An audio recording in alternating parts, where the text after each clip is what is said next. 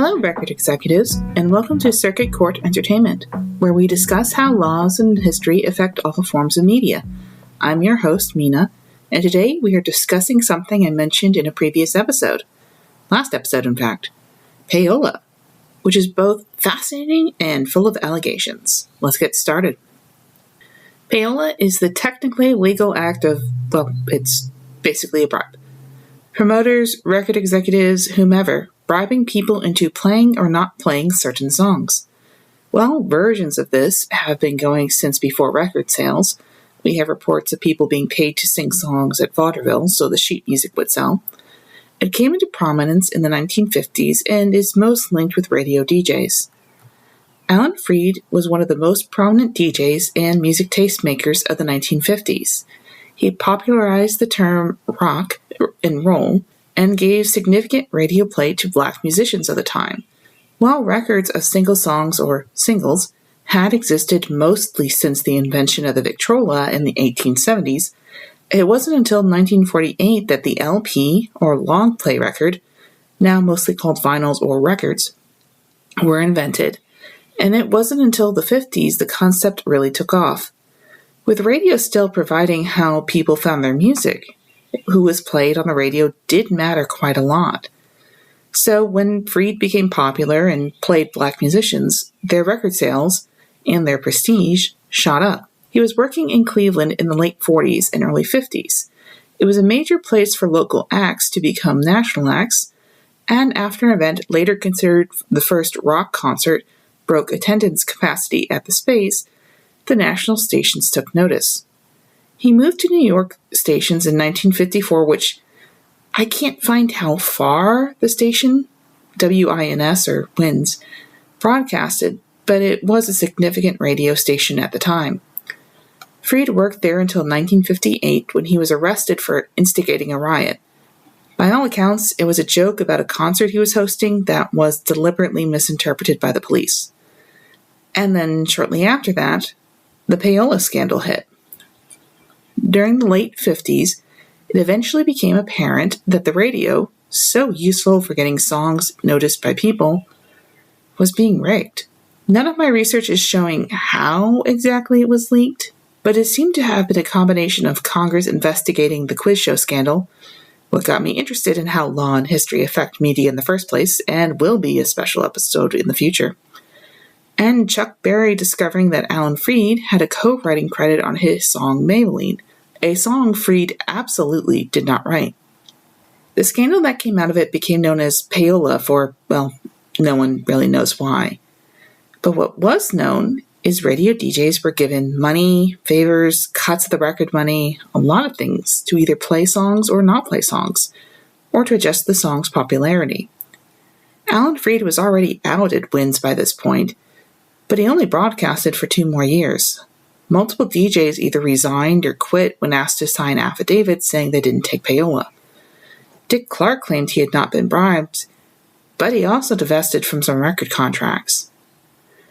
A lot of Americans, still stinging over the quiz show scandal, which revealed at least some of their favorite quiz shows had been fixed, did not take the reveal well. The record companies swore to clean up their acts, and life went on. Until the 70s. CBS then broke the story that payola was still happening, but people were just a bit more subtle about it. No one was getting writing credits anymore, but drugs, parties, and yes, still just cold hard cash was a way to get songs going up and down the radio. Most band promoters were doing it, and, well, it's difficult to count all the results. There was a lot of very good music in the 70s, and a lot of those bands claimed to have no clue what was going on.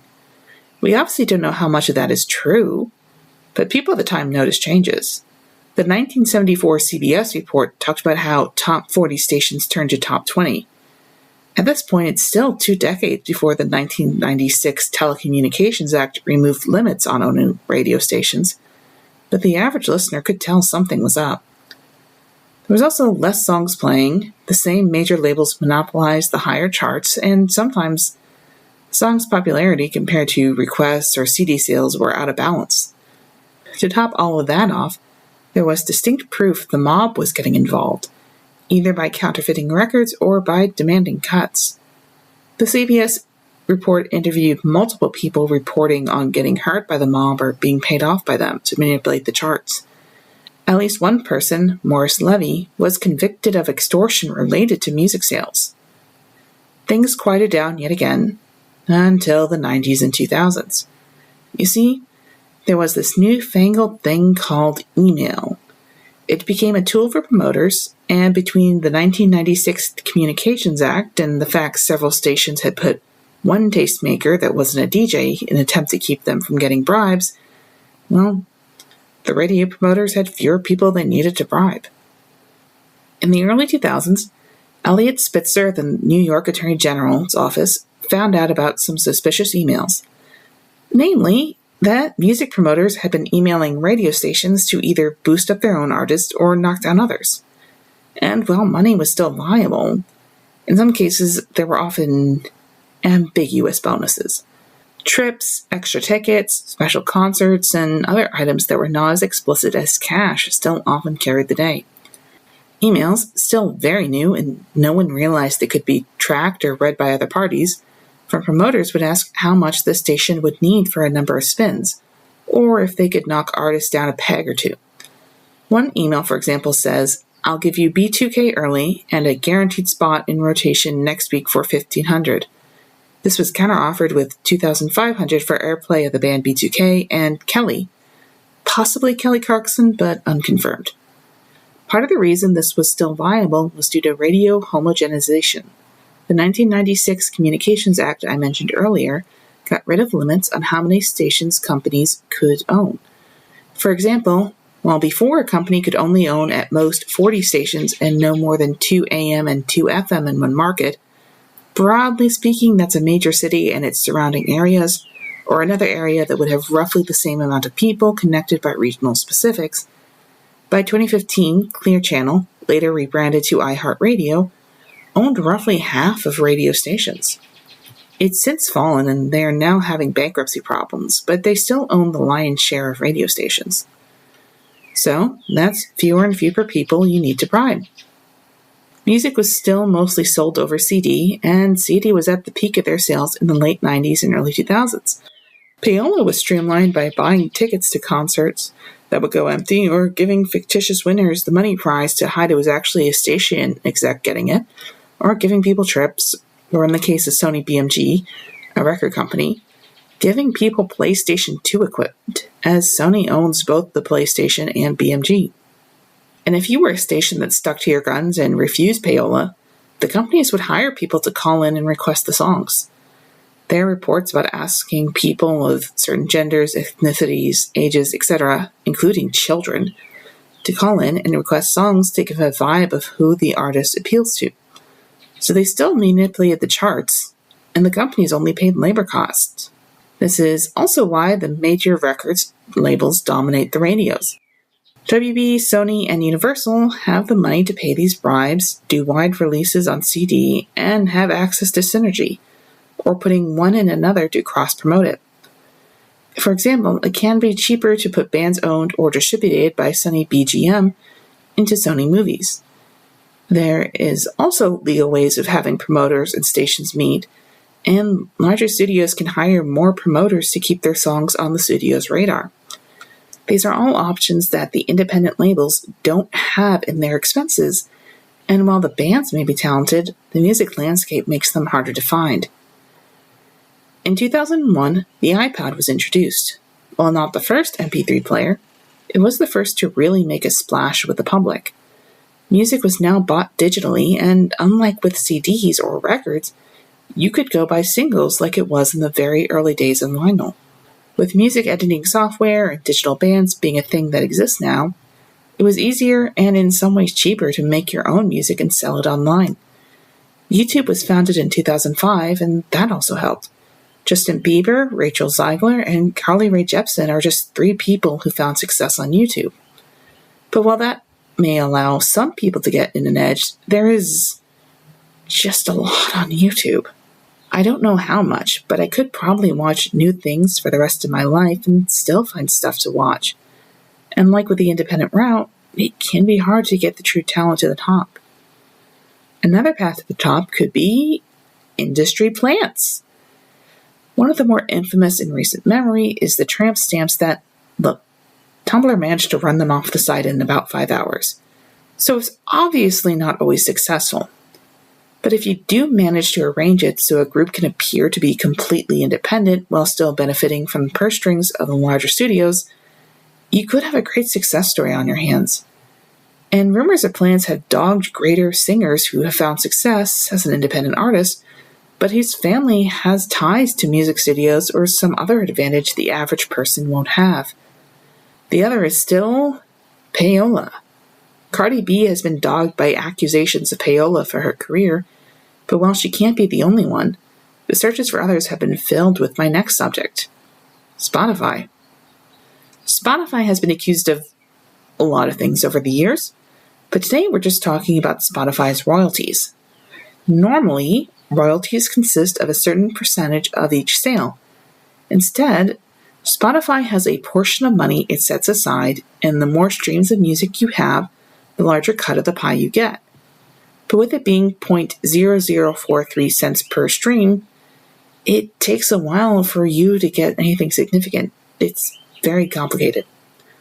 Since anyone can upload to Spotify, hello Spotify listeners for this podcast, that means a lot of people want that pie. So the best way to do that is to get yourself on Spotify playlists.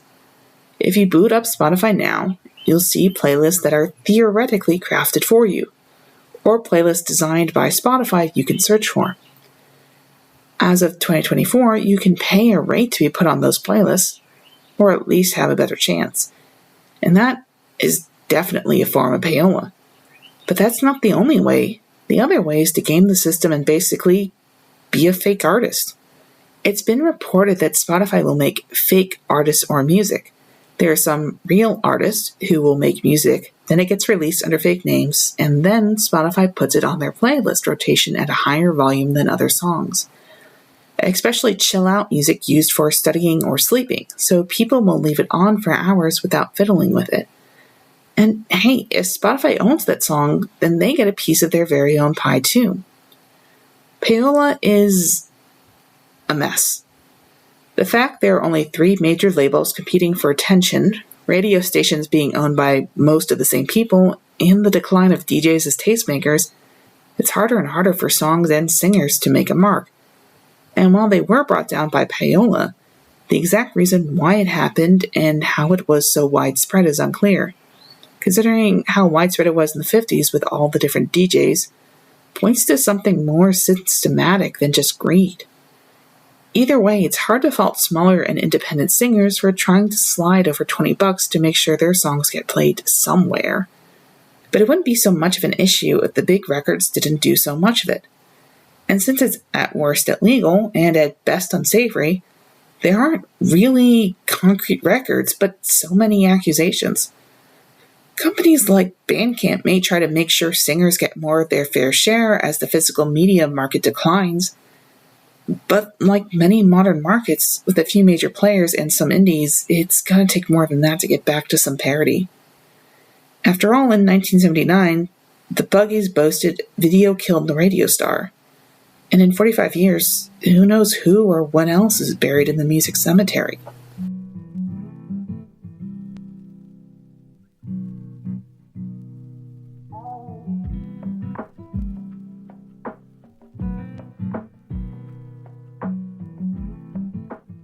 Thank you for listening to Circuit Court Entertainment.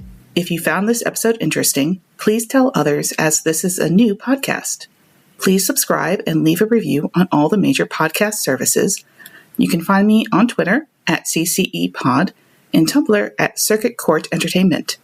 This episode was written, edited, and recorded by me, Mina. The script was edited by CJ Peterson. Podcast art by Empress Cirque on Twitter. Thank you for your time, and I hope to hear from you soon.